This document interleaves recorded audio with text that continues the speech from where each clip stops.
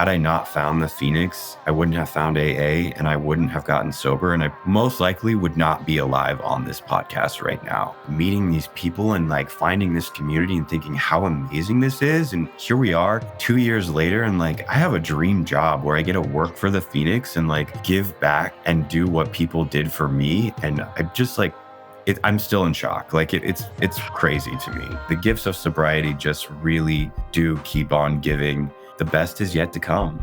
Stories are powerful. Welcome to the Rise, Recover, Live podcast, brought to you by The Phoenix. This is a space where people impacted by substance use can come to share their story of strength and resilience, get open and honest, and inspire hope and build community through shared experience. We'll be talking to people in our community on their own recovery journey and shine a light on the topic of recovery in all its forms. Maybe you'll hear some of your story in theirs. Let's show the world that together we rise, recover, and live. What's up, everybody, and welcome to yet another episode of the Rise, Recover, Live podcast. We are your hosts, Bryce III, he, him pronouns. And Liz McKean, she, her pronouns. And this is the third take because the first two takes, Liz forgot who she was, so we had to start over and over again. Lady you behind the curtain. And you literally started us off by saying, this is gonna be great because we are who we are, and then I went and forgot who I was. And then you forgot who you was. What the heck, Liz? Besides not knowing who you are, how's your energy? Whoever I am is doing great. Energy is, I have energy. Like, I'm not tired, which I feel like I have been the last few times you've asked me that.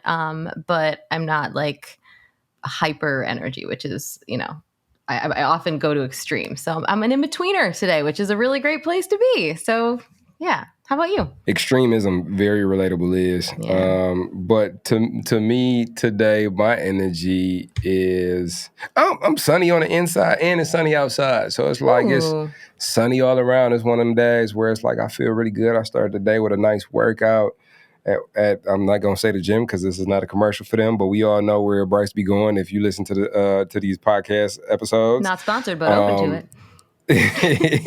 I'm not saying your name one more time until y'all give us a sponsorship. But yeah, no, did a high intensity workout this morning. Ate a nice breakfast of eggs and toast. Got some meditation, some morning pages from Julia Cameron's Artist Way, some journaling. Got my morning routine, my workday routine together, and now I'm here and I am feeling pretty good. So glad, man. That is like a A+ morning. Holy smokes! It is, and it comes off the back of like this, like really intentionally like seeking out tools to be able to show up for ADHD. Mm-hmm. And in that, like I've just found all of these ways to set up process that allows for me to like get these little tiny wins, and then there's the momentum on the back of those wins. When yesterday, I got a couple wins yesterday. So today I'm feeling like the guy who won a little bit. You know what I'm saying? So like I'm feeding off of that momentum. So it's just been a cool process. Awesome. Yeah. I love it. Yeah. So maybe we should get into who we have today here, Liz. Who do we have with us on the podcast? Well, today we have Trev Flick, who we've been talking about having on the pod for a long time. So I'm so excited that we have you on now too. So we'll get into all that. But Trev uses he, him pronouns. He is an endurance athlete, an avid outdoorsman, an alcoholic, a dog dad, constantly on the hunt for candy, and my very favorite bio we've ever received because he said he's attracted to things that can kill me. I feel like that is very relatable. And also cool when you find ways to kind of get that, scratch that itch in ways that are more positive. So excited to talk about all of that today. So Trev, welcome. How are you? I'm good. Thank you for having me. My energy level is very high today. Coming off a weekend, I ran the New York City Marathon on Sunday. And that was like a pipe dream for me. And to have it come to fruition, I'm just still kind of on cloud nine and just very happy to be here. What was that experience like? It was amazing. The energy in the city on race day is insane. And, I'm used to, I run trail races. And so usually you see people at the finish line or at the start line, and that's it. You're by yourself in the desert or the woods. And this time around, it was 26.2 miles of just like thousands of people screaming at you and just like getting you hyped. It was incredible. I cried quite a bit. But like tears of joy every like 5 to like 10 miles, I would realize like where I am and how I got here and just be so grateful and just like start crying. So it was amazing. So cool. That sounds like a phenomenal experience.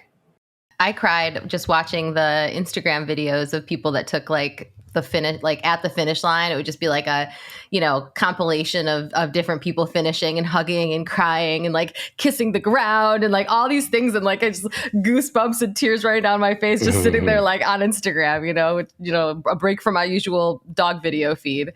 And it was, that was really cool. And I was kind of like scouring the internet to see if I could see like you in any of the videos and, any of the other Phoenix folks who were doing it. Cause, you never know. There's a lot of people, but you never know. Yeah, I was at the Detroit Free Press Marathon not too long ago, and just to like watch that and witness like the people who were out there to support the different cultures, it was just the different levels of support, like and the different type of people, and like trying to like just tell in my head what each individual's runner's story is. Like I wonder like what their motivation was. And it's also like one of those barbershop deals where it's like you go to a barbershop so many times you get a haircut. I'm not ready for that haircut yet. And I think that leans me into, I know you probably said it in jest, or did you? I don't know. I'm just getting to know you, Trev. But you said you're attracted to things that kill you. And so you said 20 plus miles. That sounds like something that would kill me. What is the internal motivation for pursuing a marathon and the pursuing the completion of a marathon? Yeah. I mean, a little bit of the backstory behind it. When I finished college, I was over 300 pounds and I started running to lose weight. And as the weight fell off, I got good at running and started to do marathons and just fell in love with the thrill and the adrenaline that it gives you, and moved to Colorado and actually got into the ultra scene and have been running in 50 to 100 mile races. So the 26.2, kind of a walk in the park, to be honest. It was not that bad. Well, Big plus flexer. you're in New York. I'm just thinking like when I visit, you're in Denver. And when I go to Denver, like just walking, down the street, just the slightest incline, I'm just like, like just that. It's amazing the effect of that elevation. So from training there and, running in the mountains to then going to, I don't know if New York is at sea level, but certainly comparatively pretty close. Were you like, the air is just rich with oxygen here? I just can't even imagine. Yeah, I did a training run. I just ran once I got out there, and I was like, wow, this is what it feels to not be at 5,000 feet. Like, this is insane. It definitely helped along the way. Yeah. Oof. Yeah, I agree with Lee. Denver, Colorado in general is like fighting for your life when you walk to the store. Like, that's why our endurance athletes decide to settle there. Like, let's do the hard thing and let's also see if we could do it with as little oxygen as possible. Yeah, it's pretty wild. Well, yeah. That's super cool that you were. I don't think I realized that you had been a runner before. I feel like so many people that we've had on the show that have talked about running as part of their recovery, found running in early recovery. But it sounds like maybe, is it something you rediscovered, or did it never not be part of your life? Yeah, through my fitness journey, it became a part of my life, and I definitely used it in a very unhealthy way prior to sobriety. It was more so about how I looked and getting my body, to look a certain way. And then through recovery, rediscovered it in a much healthier way. I will say, though, I think maybe a little bit of transfer addiction and wanting to run the longer distances after getting sober definitely has kicked in. But I found a very healthy balance with it. It's a very cathartic thing for me, and it keeps my mind in check. And really just allows me to like hit the pavement daily and like clear my mind completely. And like, it's only me and the road at that point. Yeah, around this way, we call that harm reduction. I think also I feel like it's a little natural to like want to challenge yourself too. And we started out the episode saying that you're attracted to things that kill you. So what are some other things? I'm just really attracted to that statement because I feel like I hard relate to it. Yeah. Because there's those things that like those rushes, like even for me, like I like going to concerts with like mosh pits, and the best mosh pits that I've been in is like, am I gonna make it out of this? You know, or those moments, going to the adventure park and you high in the trees and you're on a harness, but if you slip, you still gonna fall. But it's that excitement, that edge, that rush. In some of my more challenging seasons in life, like I remember it was one season, very tough breakup. Like I went to Cedar Point. I wanted to go on a roller coaster because I just needed to feel like a rush, like I'm about to die, because I need to it helped me integrate the process that I was going through. So like, what are some other things that attract you that may have been scary to you at one time, or might definitely be scary to us? Yeah, I think, all the things I'm about to mention are scary. I think that's like the point of it. Like they need to be scary. That's what makes them fun. I love to jump out of planes. I took a bunch of friends to Moab for my 32nd birthday, and a group of us, we skydived over Moab, and like that was such an incredible experience. What else? I love cliff diving. We've got some great places in Colorado to jump off some cliffs into some water, some, 60 to 80 footers. Such a rush. Probably, I would say some of the more scary things that I've done that I shouldn't do again, but I want to. Climbing or hiking some mountains solo that require like a class 3 climb. I like distinctly remember the first year that I moved to Colorado, I decided I was going to do my first class 3 climb solo, and I got stuck up there for quite some time and had a God moment. I was crying quite a bit, thinking I'm never going to make it off this mountain, but I did, and I would definitely do it again. My hands are sweating. I think maybe in the beginning I was like, oh yeah, I totally relate. Nope. No.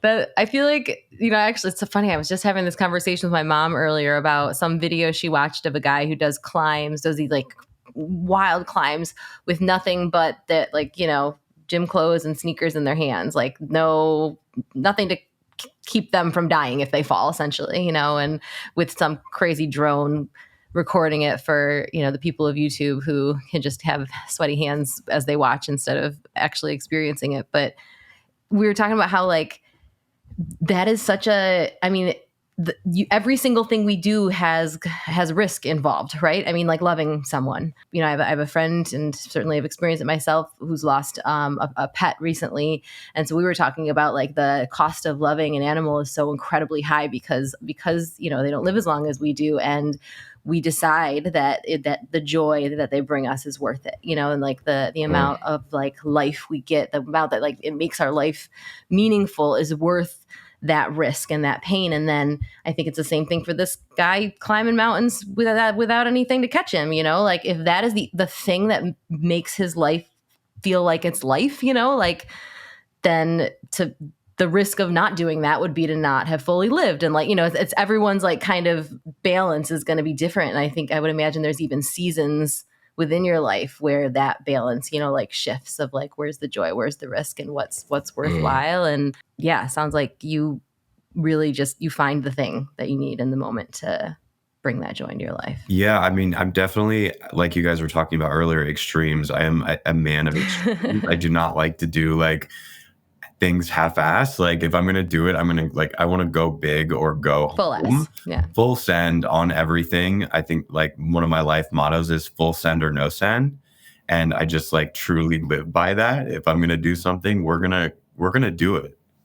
Yeah. Do you think that was a big part of addiction for you? And like when like drinking, when you were drinking, like, I mean, moderation. I don't even know her. Yeah, I don't know her either. That was definitely a big thing. I remember definitely like tallying shots, like to see how many I could take, and like let's see how many we can do this time, and like always wanting to like go more, and just like never being able to moderate that. college definitely did not help that situation because I felt like everyone around me was also trying to do that. But I think living in the extreme now is I can do things that would have definitely killed me in my addiction. While in my addiction, I can do them safer now, and I think that's kind of the mindset I look at it now. I think about like the relationship of risk and humility. I think like it's been a tennis match between those two for me. And even thinking about like, alcoholism, addiction, I got beat up by my active addiction, alcoholism, that so much so that it beat me to a state of humility. And then it brought me to a point of conceding, like, you know what? Like, not this. I throw the towel in on this one because I can't figure it out. And in that, I was shown a way of life unlike I had ever been able to live, one that gradually increases in quality the longer I live in it. And I would assume, and so I'm going to pose the question, have you experienced levels of humility or that relationship between risk and humility pursuing some of the full sin activities that you have in recovery, such as getting stuck on a mountain and like having those God moments and like being brought to like tears and like, yo, like, has there been any of those moments for you that brought about a new sense of humility as well? Absolutely. Yeah. I actually in the very early on in my sobriety, step back. Part of the reason I realized I had a problem and got sober was because I had signed up for my very first 50-mile ultra. And I had told myself, I'm not going to drink until this ultra is over. And that was like 6 months prior to the race starting.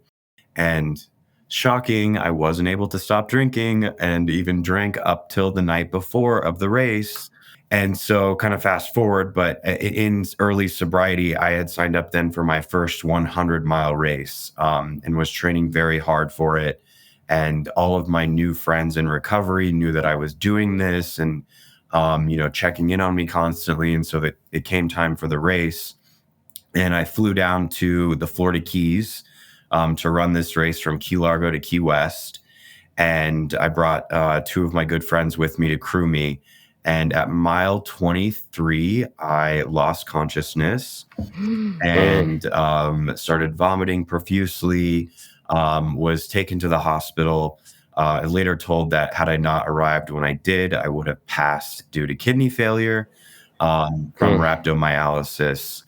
And the 24 to 48 hours after that, I would stay in the hospital, and it was a very humbling moment to receive a bunch of texts and calls from friends asking me how the race went and me having to relive the experience of telling them that I had failed after all of this hard work that I had, put in to my body and the time and the effort. And it really was a humbling experience because at the time I was thinking like, this is such a huge failure. Like I have to go back and I have to face these people who were all expecting me to do so well in this race. And I did not. I almost died. And it was really tough. I didn't want to go back to my home group. I didn't want to go back to work. I didn't want to see people. And that lasted for probably a month or two. I would run into people and they'd be like, "Oh, how'd the race go?" And I'd have to be like, I didn't finish it. And that was tough. But thankfully with the Phoenix community and my community in AA, and my higher power, like we got through that, and it made me a better person. And ultimately I can look back on it and know that it wasn't a failure. It was a moment in my life that I needed to experience and feel and really just like be taken down a notch, and kind of be told that like I'm not always going to be the strong person that I think I am, but I have people in my life that I can rely on when those moments occur. Yeah, and you got a badass story out the deal. Pictures to also like, and at mile 23, we're not talking about like, I ran for 10 minutes and like went down like, oh man, mile 23. Like it is amazing what the beatings our body can take, like I'm sure there was a lot of that your body was probably like calling out. And also just the fact that even, while you were actively drinking, there was a time that you could be training for something that, that level of intensity and still doing it. You know what I mean? Like still like getting up and doing it, and not at all probably what people would think a rock bottom looks like. You might have been experiencing that every single night, but like that's not what necessarily people would think. And also I feel like that's what often keeps us thinking like, well, it's not really that bad because look, I'm still running. You know what I mean? I'm still doing the things. Like people are still celebrating me. I have friends and all those things. So yeah, sometimes you need those knockdowns can be a blessing, because every other message we're getting, except for the really like inner knowing that we're just shutting up every single day, like is saying that you're fine. It's like, not fine. Yeah. And I think I stress to like possible sponsees or even in meetings that I go to that unmanageability looks different for everyone. And, you don't have to have had to like go to prison or get DUIs or like all the common themes or stigmas that people think that alcoholics or addicts go through. That wasn't me. I was a daily drinker, but I was also like running 10 to 15 miles a day and competing in marathons and showing up for work and like putting food on the table. And like, I was, from the outside and a normal person. I just drank every day and I was dead inside, like had no feeling inside whatsoever, but definitely put on a face to make sure you didn't know that. It's a lot of hiding. So many people heard what you just said and can relate very much so. I know I can. That feeling of, well, eventually it started leaking on the outside for me too. But I think in the beginning, like when I really started to feel like something wasn't right, like I felt like I was the only one who seen it, and it's multiple conversations I've had with my mom. She like, I didn't know it was that bad. And it's like, it was terrible. I think I want to zoom back in on failure, just because it's such a big topic. I was talking to my daughter, and if we do these things in sequence and release these episodes in sequence, I think it was a previous episode where I talked about our trick-or-treating excursion where she was not having it this year. She's 11, and she was not knocking on anybody's door because she just didn't want to do it this year. And today she came and she said, or yesterday she came, she sat in the office. She was like, Dad, you know what the number one fear is in America? I'm like, no, but I bet you're going to tell me. She's like, failure. And like I proceeded to like go on this rant because of like all my experience in recovery. Like failure isn't even a real thing. So that's like fear for no reason. Like what are you afraid of? There's failure. It doesn't even exist. It's in your head. If it starts in your head, it's not even a real thing. And like I had to pull back like, oh, like people are scared to try because they're scared to have an experience like collapsing at the 20th mile and not making it to the 100th mile and having to come back and tell everybody that I didn't do it like I said that I would. But what I've learned, like in recovery, like that process is what equips us to cultivate wisdom. If we don't get out here and learn about ourselves through trying and sometimes hitting the mark and sometimes not hitting the mark and retooling to where we can hit the mark, or maybe we decide the mark ain't even a mark that we was trying to mark in the first place, like we don't cultivate wisdom. And the fact that you allowed yourself to have that experience, and you came back, and you might have stayed away from people for about a month, but you came back and the people were there to support you in the midst of it. And now you're on a recovery podcast telling a story and it sounds badass.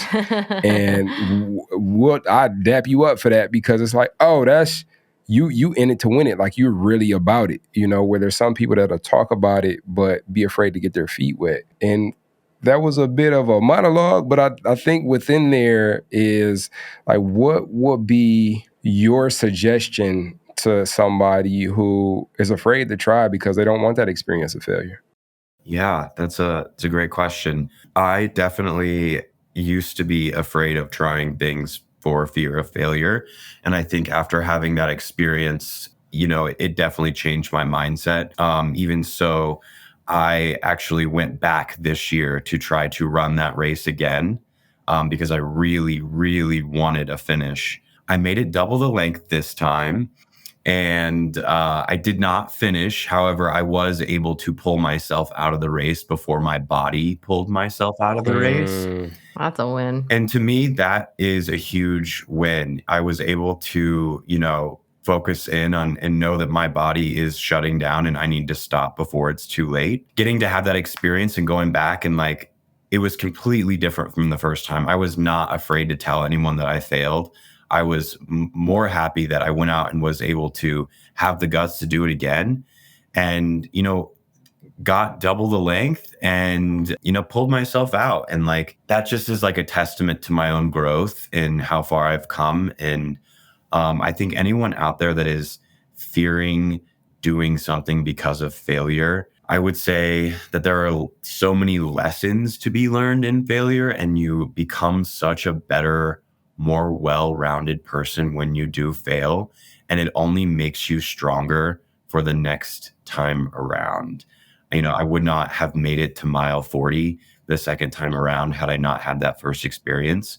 And I definitely would not have come back and been able to be proud of this failure, proud that I did not make it to the finish line, but I also didn't make it to a hospital bed.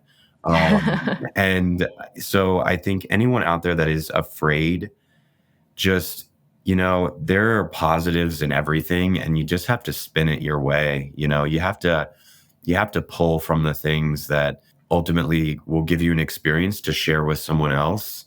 And that's how I look at it. I think that, for me, failure is being able to share that with someone and maybe help them not go through that, or they have gone through that, and we can totally have a powwow on our failures together. There's a lot there. So yeah. As Liz would say, you gave me goosebumps. Yeah, I would say that. that's the context that failure gives. Yeah. The context that it gave you that allowed for you to have a container for your second try. And it's okay, I doubled my miles. That's a win. And I didn't injure myself. That's a win-win. The self-awareness, the knowledge of your capabilities as well as the boundaries that you can push. That all came from from that original failure, which can we just throw the word failure out of there? Because I don't think that failure even exists. I really just the only way we could fail is if we stop. You see what I'm saying? And even then, if we stopped and it's in knowledge of maybe I need to stop this, then that's a win. It's the continuous cultivation of wisdom that I think specifically within the context of this podcast, recovery, the intentional process of showing up for our lives as they are, allows us to be able to take on head on. I think it's interesting too, the I don't know if projection is the right word to use, but what we assume that people are expecting of us, when you're talking about the people at home not wanting to tell your friends and family that you hadn't finished and they were expecting you to finish, and they were, and I mean, I can speak as a person who grew up with runners and marathon and watching my dad, even just recently compete in a couple of marathons, and I want him to succeed because I want him to be happy. The thing that would break my heart is if I, see him feeling really bad about himself, but gosh, if he stopped a race halfway through and was yeah, I think, I just wasn't feeling good. It was the right thing to do, but I'm proud of what I did. I'd be me too. The people that love us, they just love us. They just want us to be us and be okay and take care of ourselves. And my God, the people that love you, Trev, I'm just thinking they're probably oh, thank God he is, enough himself now and as much loves himself as much as we do to stop before he ends up in that hospital. Don't you think for them, it's just that is all that matters. You being okay. Yeah, and that's the response that I received the second time around, and even the first time around. Those are the responses that I received. But of course, my alcoholic brain creates these unrealistic expectations in my head of what I think people are going to think or say, and also how I want people to perceive me. Like it's As very, if we could very control much that. like, and right. Yes. It's very much an ego thing of like, God, these people are going to think I'm weak or, not athletic and like not the athlete that I say I am. So very much, internal expectations as well as external, and feeding into that of like trying to control the narrative around what people think of me is like a battle that I deal with daily. We're working on it.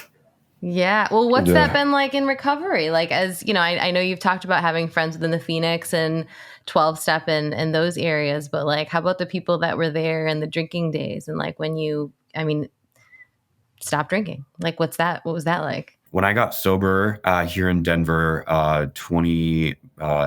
December of 2021, I essentially had to like just leave my social circle. It was not, it wasn't healthy for me to try to stay involved in my current social circle, and kind of created a world behind that. I got home from a trip back home. I actually, one of the reasons that I got sober, I had to go home and bury a friend who had committed suicide. Definitely, he struggled from substance abuse disorder. And, I kind of had the realization that if I didn't get help, I was going to end up the same way. I was on that path. I was ready to end it all.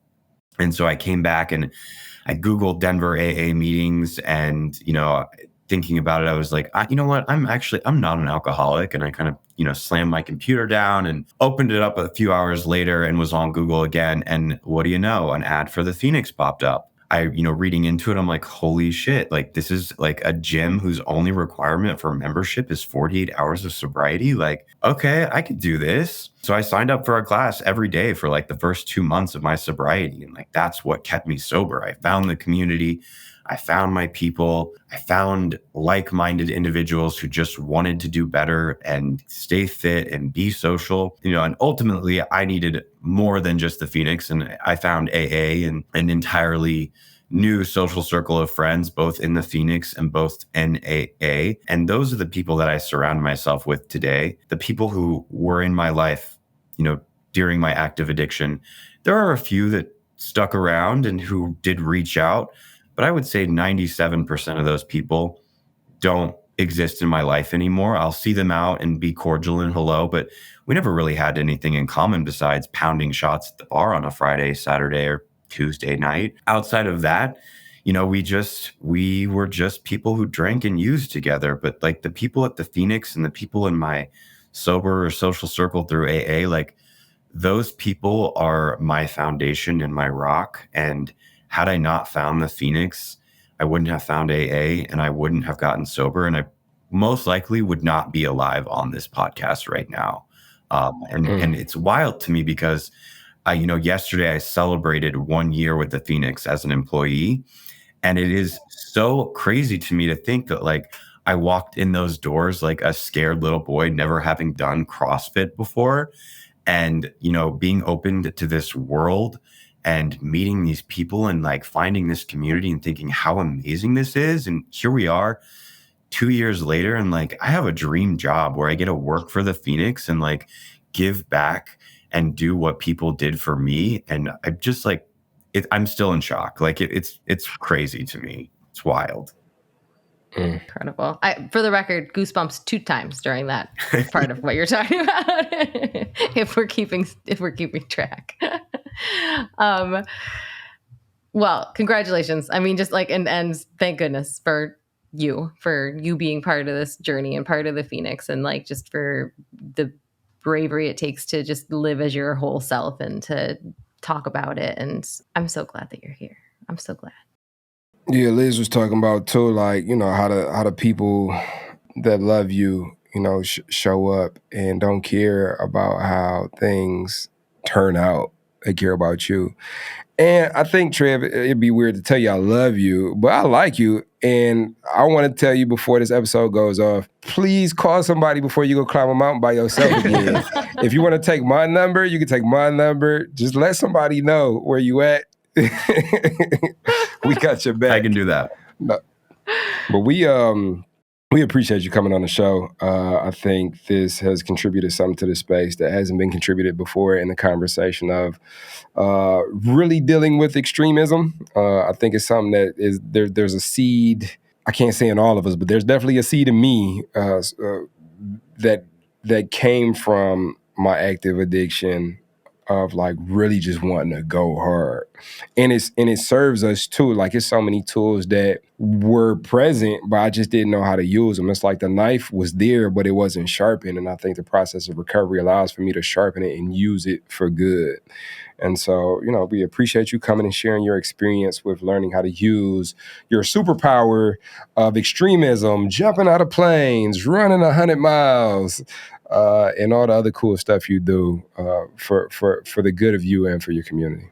Well, thank you for having me. It's been quite the journey, and I just love being able to share these experiences. I think for me, when I first got sober, like being able to hear other people that I just like related to really helped. And, with that extremism, like I'm all in for sobriety. Like there's no going back. Like this doesn't even make sense to go back.